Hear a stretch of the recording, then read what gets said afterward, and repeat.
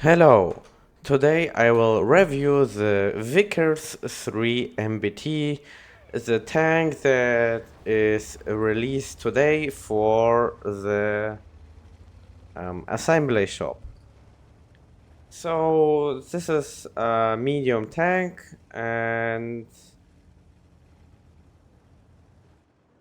well, if you buy this tank soon enough, you will be able to get a 3D style with a special number, 20 with 27,000. So while I'm recording this, there are only 1,000 left with the number, so you won't probably able to get this tank with this 3D style. But mostly you're buying a tank to because of its characteristics. So let's talk about them. At the start of the battle, I'm driving to this position because, well, I see there are a lot of medium tanks today on the battlefield, and not really a lot of heavy tanks. So what I want to do is to play aggressively with this tank. Yes, you can play aggressively with sniping medium tanks, and that's what I'm currently doing. So I arrived, I have to say, very fast to my position here. The mobility of this tank is kind of special because, well, I have about turbocharge on it, so my maximal speed is 61. But the Leopard has 70. But this tank is accelerating very fast, so he is reaching its maximum speed very fast. And that's a very good advantage, and that's why the tank feels very fast for me.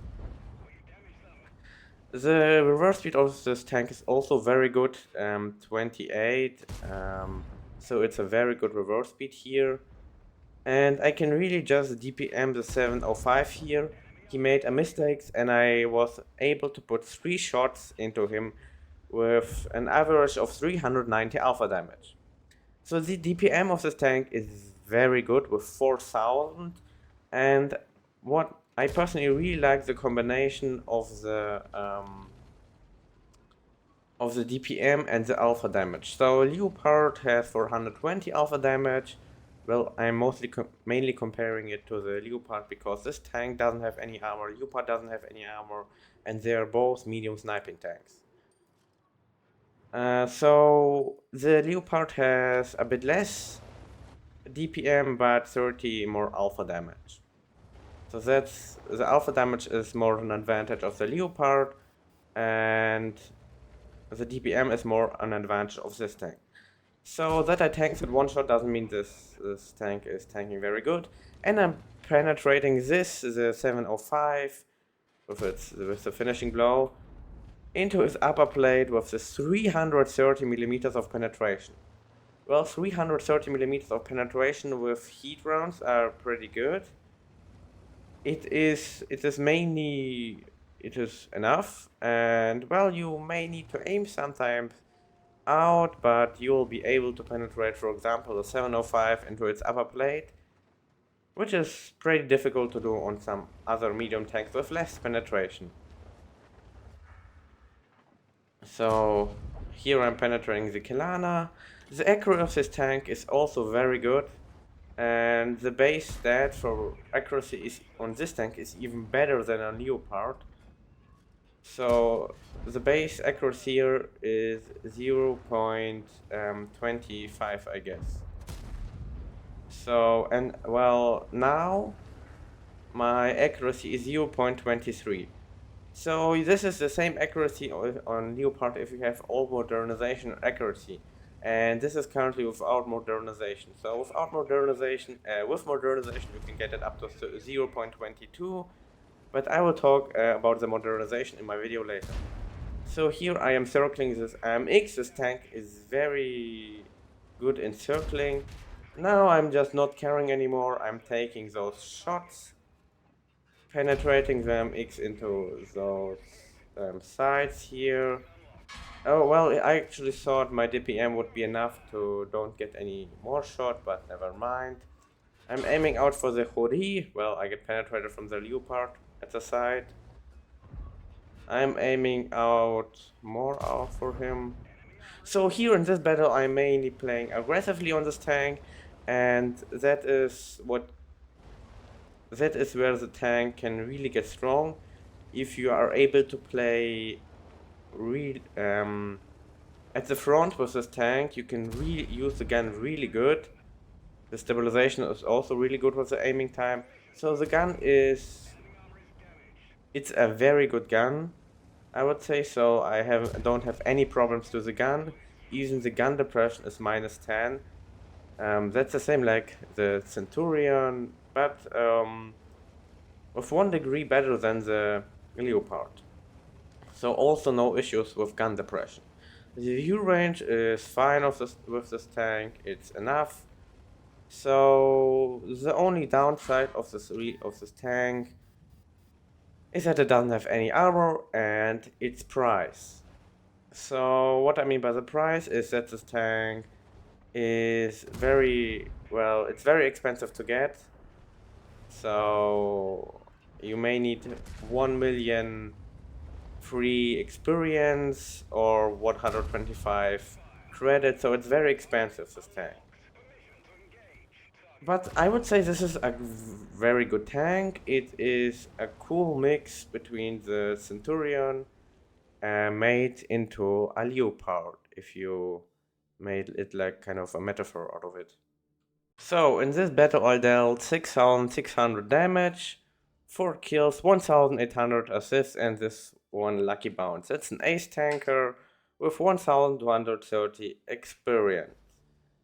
And also one thing I like about this tank is that it isn't very expensive, because you are not really forced, but you should switch between the not gold ammunition and the gold ammunition, because the first one has good shell. Well, how to say it? It just has a very good shell velocity with 1500, and the gold ammunition has 330 penetration, I already said, but also good shell velocity of 1200, so that's of the better shell velocities on those heat rounds. But you have to, well, like I'm switching between them, so you won't go into minus with credits like on Forge B, where you just have to spam those credits to be effective. So to say about the tanks, this is a very comfortable tank. I personally like this tank just because of it's versatile. You can play it in close combat if you are used to close combat and know how to do that. And also the -10 gun depression are really supporting you with playing aggressively, especially on maps like this. But you can also snipe very good also with this tank with 0.23 accuracy. That's like the accuracy of the gorilla. So this is a good tank, and if you have the resources, then you should definitely take it. But well, if you don't have them, you should really think whether you want to buy this, whether you can afford this tank or not. So if you don't buy this tank, you won't really lose anything, but it is still a fun tank. So that's my summary for this tank. On this tank for equipment, I am using turbocharger, gun rammer, venting system. You really don't need stabilizer because it's already very good, and it is the base stabilization is even better than on the Leopard. So this is the first setup, and on the second setup I would make hardening instead of turbocharger.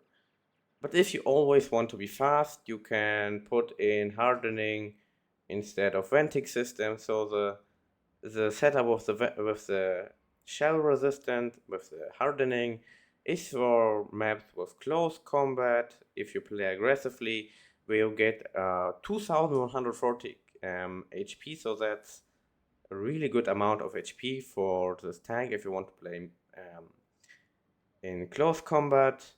And the second one is just a fast and very DPM setup. As for modernization, you should definitely use this one here. Here you can improve the accuracy. Here I would, well, here I would actually buff the concealment. You will still have 27 reverse speed, so this is still very good. And then you can do this and have 0.22 dispersion at 100 meter, but I would just do that so I won't lose DPM, but I also won't have 0.24 dispersion. So this is what I like to have the good balance between DPM and dispersion. And here I would just buff the aiming time. So that's it for this video. Like and subscribe, and bye.